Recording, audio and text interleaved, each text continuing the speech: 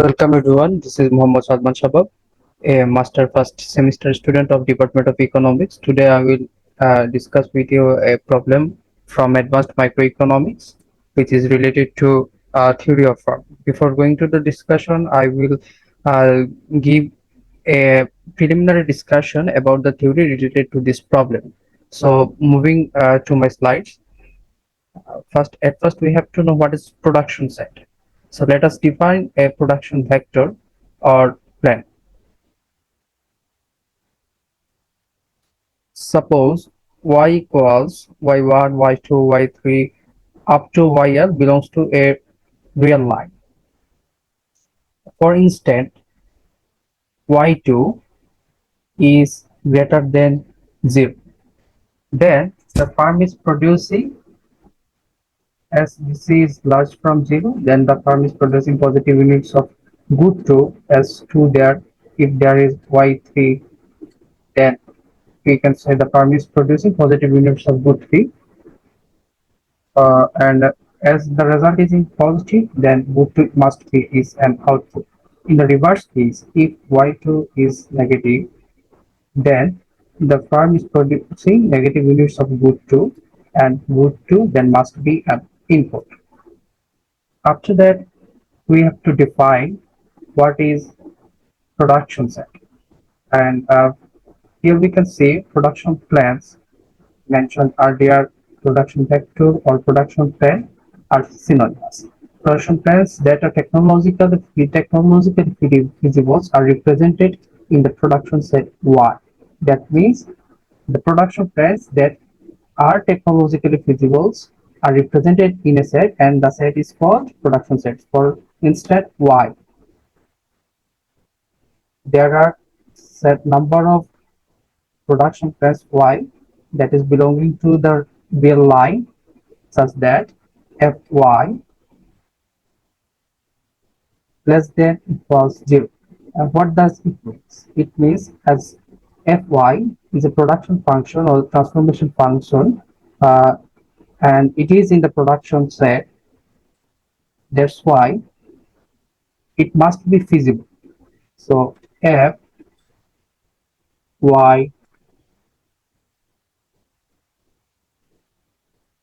less than 0 means the production plan is feasible, and Fy equals 0 means transformation frontier, that is boundary of the production function, is any production plan Y. Now moving to my next slide, where I can share the problem with you. That is, consider a firm with production set Y and the price vector P belongs to a strictly positive real number line, or vector actually. Suppose the price of one commodity L is increased by an amount, is positively increased, and let y0 belongs to y be a profit maximizing plan at old prices, and y1 is a production plan that belongs to the production set at new prices. Now actually we have to prove that the new price of commodity L is larger or equal to the old price of that commodity. That is the net supply. This is the net supply of commodity L weekly increases as its price increases. As Y0 is profit maximizing at the old price P0, then it must satisfy the multiplication of P0 and Y0 must be greater than or equals to P0 into Y1. Since Y1 is a production plan, is profit maximizing at the new price, then must be the multiplication of P1 and Y1 will be greater or equal to the multiplication of new price and the old production plan. Finally, if we add the inequalities mentioned earlier, two inequalities left side together and right side together, we will find P0 into Y0 plus P1 into Y1 will be greater than equal to the multiplication of P0 into Y1 plus P1 Y0.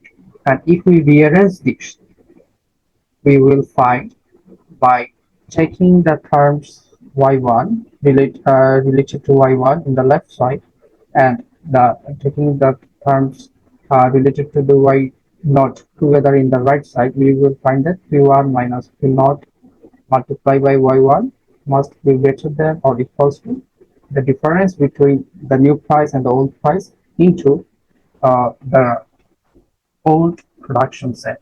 Or we can rewrite this as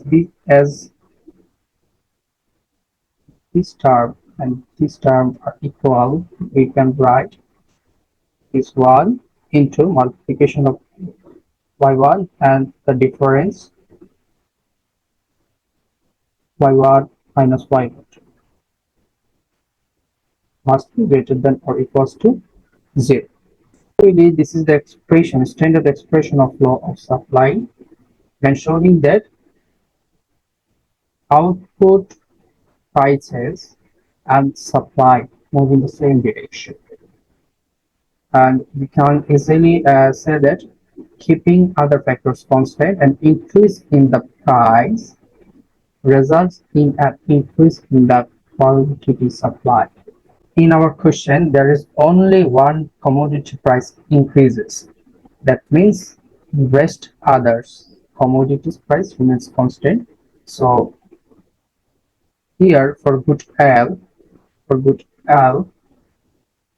the new price and the old price difference must be greater than 0, while the price of all other commodity, which we define by PK, the new price of other commodities, uh, and this is the old price of the other commodities, and the difference between these two equals to 0. As we mentioned here, it's constant or unchanged.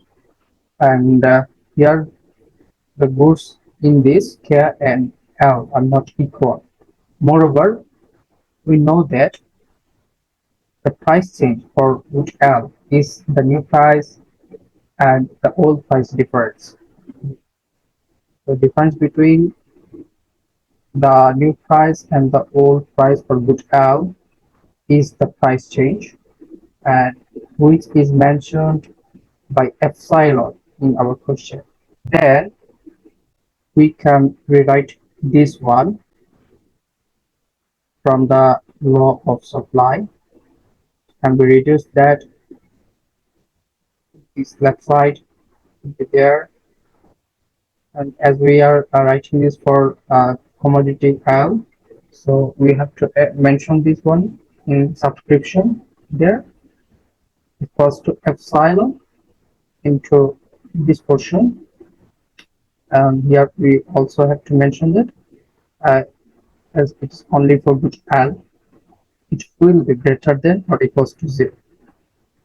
And since epsilon is greater than 0, then finally the yl to the power 1 would be greater than equals to yl to the power 0.